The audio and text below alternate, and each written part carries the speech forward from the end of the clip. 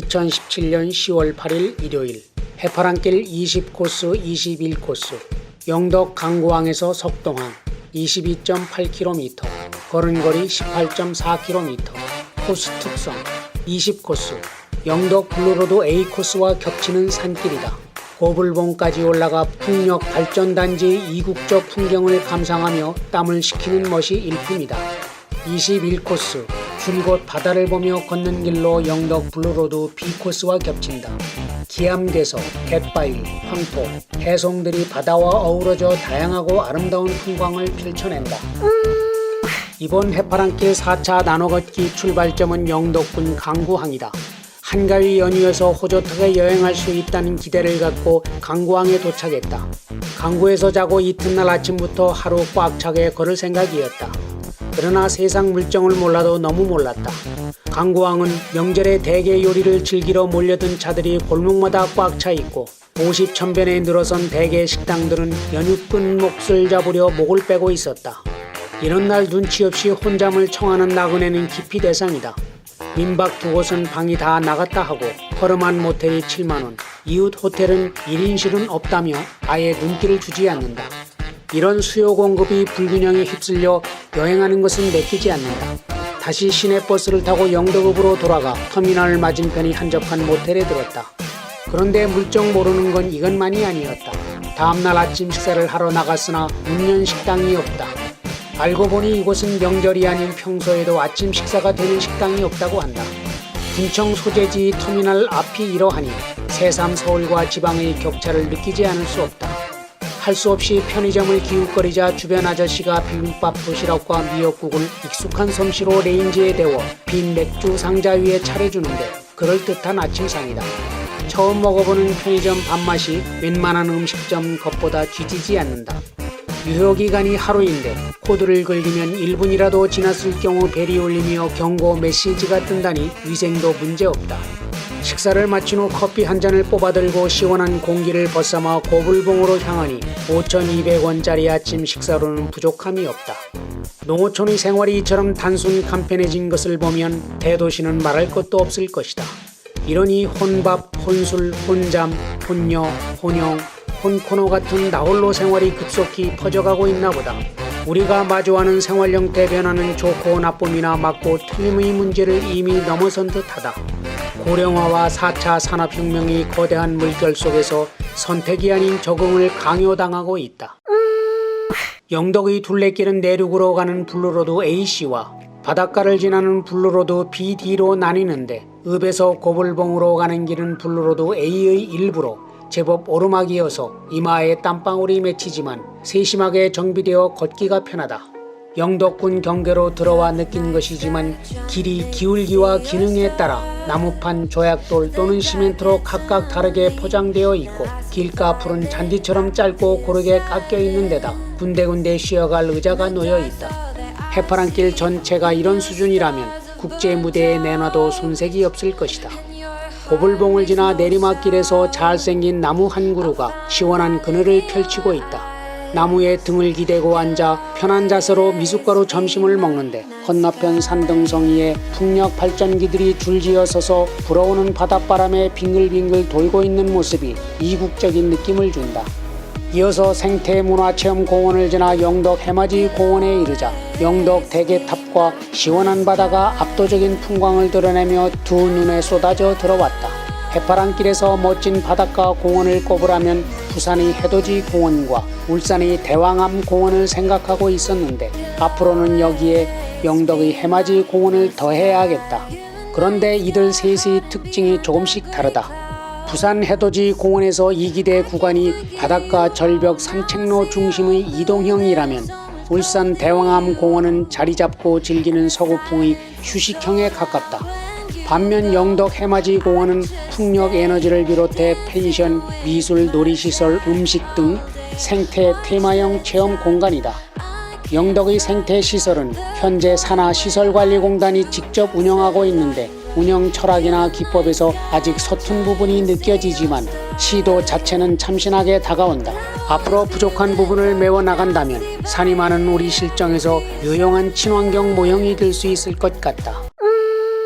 다음 대타낭을 지나서 노물리 해변부터는 좁고 급한 오르내림이 반복되는 험한 바위길이다. 지금까지 바닷가 길 중에 가장 힘든 것 같다. 걷기 첫날이라 아직 몸이 덜 풀린 탓도 있겠지만 땀방울이 쏟아지고 입에서 단내가 나려 한다. 두어 시간쯤 지났을까? 추불이 지나 짧아진 해가 어둑해진다. 이런 한적하고 험한 길에서 먹을 것 몸릴 곳이 없으면 큰일이다. 무조건 다음 마을에서 요기하고 잠자리를 잡아야겠다. 마침 조그만 마을이 보이는데 집들이 해안 비탈에 매달린 듯 붙어있다. 바람 거센 동해바다의 외로운 섬 울릉도의 마을 같다. 눈에 띄는 대로 좁은 비탈길을 올라가 민박집 문을 두드렸다. 주인 부부는 8년 전 서울에서 옮겨와 어부 생활을 하며 산단다. 주변에 식당이 없어 식사를 부탁하니 남편과 겸상을 차려주는데 해물 무국이 입맛을 돋우고 힘을 보충하라며 내놓은 문어회가 입에 살살 녹는다. 또한 걸을 때 까서 먹으라며 집에서 딴 밤을 한 봉지 가득 구워주고 과일 주스까지 만들어준다. 훈훈한 시골 인정을 느끼며 이곳 생활이 어떤지 물었다. 우직한 인상의 남편은 천장을 바라보며 허허 웃을 뿐이고 아직 얼굴에 도시 티가 채 가시지 않은 부인은 남편을 슬쩍 쳐다보며 젊은 사람들이 없어서 심심하단다. 왠지 주인 부부와 문어회에 소주잔을 나누고 싶어진다. 하지만 남편이 내일 새벽 배를 타야 해 일찍 자야 한단다. 할 수 없이 나그네도 별채 단칸방에서 잠자리에 드니 밤바다의 물소리 찰랑거리고 휘영청 둥근 달 아래 등대 불빛 깜빡거리며 척박한 어촌이 밤이 깊어간다. 해파랑길 걷기 4차 18일째 2017년 10월 9일 월요일 해파랑길 21, 22 코스 영덕 석동항에서 괴시리 전통마을 16.9km 걸음거리 18.2km 코스 특성 귀암괴석 갯바위 해송들이 바다와 어우러져 다양한 변주를 울리다 비탈진 산길을 오르내리며 괴시리에 이른다. 불현듯 잠을 깨어 창문을 여니 햇님이 해맑은 얼굴로 웃고 있다. 바다가 내려다 보이는 비탈집이어서 아침 해맞이를 기대했었는데 어젯밤 영화 변호인을 보다가 늦잠을 자고 말았다. 아쉬움을 뒤로하며 아주머니가 차려주는 전복죽을 먹고 길을 나섰다. 마을 길목에서 잠시 고개를 돌려보니 어젯밤 척박했던 어촌이 아침 햇살 아래 동화마을처럼 평화롭다. 해파랑길을 걷다 보면 바다와 산을 계속 만난다. 그러다 보니 어느덧 지혜로운 자는 물을 좋아하고 어진 자는 산을 좋아한다는 공자의 말을 새삼 실감하게 된다. 산은 흔들리지 않음이다. 고요함이고 묵직함이다. 비가 오나 바람이 부나 그 자리에 그 모습 그대로 의연하게 서 있다. 반면 바다는 멈추지 않음이다. 호기심이고 나아감이다. 어떤 장애물이 있든 막힘없이 흐르며 낯선 새로움과 어울린다. 석동항의 맑고 푸른 아침 바다도 마찬가지다. 생활에 찌들어 다친 가슴을 탁 트이게 하고 숨죽이던 심장을 뛰게 한다. 수평선 넘어 아련한 호기심을 자아내며 이동 본능, 호모 모빌리 쿠스를 자극한다. 그러고 보면 과거 유럽의 뱃사람들이 미지의 신세계를 향해 바다로 나아간 이유가 있다. 오랜 세월 바다와 살면서 그를 닮아갔을 테니 말이다. 그렇다면 지금 내가 바다를 벗하며 향하는 신세계는 어디인가? 가슴 깊은 곳 어디일 터인데 아직은 깊숙한 내면에 이르지 못하였다. 최종 목적지가 강원도 고성의 통일 전망대라는 것만 알 뿐이다. 그곳에서 바로와 북녘을 바라보며 이 땅의 평화 번영과 행복한 통일을 염원하고픈 것이다. 노물리, 석동, 경정리 바닷가길은 오르내림이 심한 바위길이어서 제법 힘이 든다. 그러나 기암괴석과 숲의 바다가 어우러져 파도소리 들으며 걷는 맛이 일품이다. 경정해변은 백악기 퇴저감이 분포해 있다고 하는데 바닥이 보일 정도로 물이 맑다. 깊이도 얕아 사람들이 손으로 물고기와 해조류를 뜨고 맨발로 물장구를 치고 있다. 이어서 쪽빛 바다를 오른쪽에 두고 소나무 숲길을 지나는데 문득 고개 들어 나뭇가지 사이로 내비치는 푸른 하늘을 바라보니 어설프지만 저절로 시한수가 흥얼거려진다. 마음이 빛깔 소나무 숲길 사이사이로 쪽빛 바다 푸른 하늘 이제 알겠다. 마음이 빛깔이 푸른색인 줄을. 조금 더 가니 암벽 등반터가 나온다. 바로 뒤 바다를 등에 지고 암벽 등반이라니 색달라 보인다. 마침 한 여인이 바위에 달라붙어 오르고 있는데 마치 몸짓으로 말하는 듯하다. 당신은 걸어라 나는 오른다. 다음은 죽도산.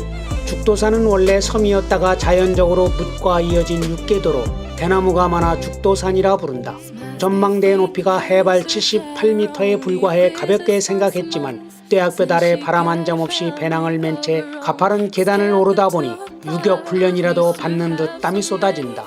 같은 해발 높이라도 묻과 바닷가는 큰 차이가 있음을 뒤늦게 깨닫는다.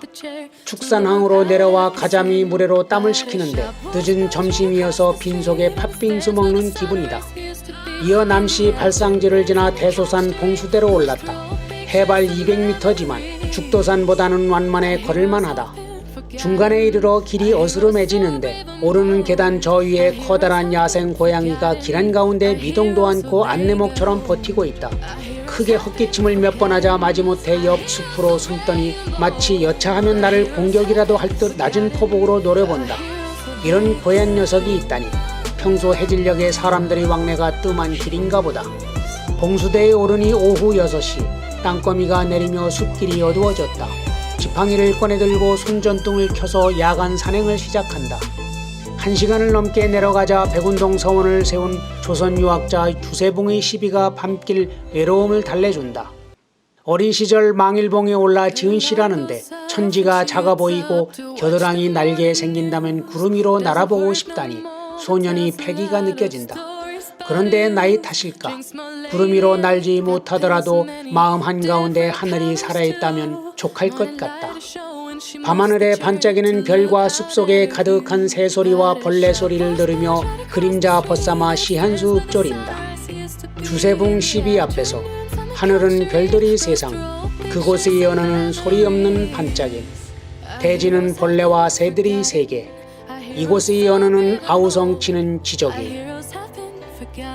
이어지는 숲길을 따라 망월봉 구름다리와 묵은 이색 기념관을 지나 괴실이 전통마을에 도착하니 저녁 9시가 다 되었다. 전통마을답게 한옥들이 대부분인데 문화체험을 위해서라도 민박이 있을만 하지만 산보하던 아주머니가 민박은 없다며 모텔 방향을 알려준다.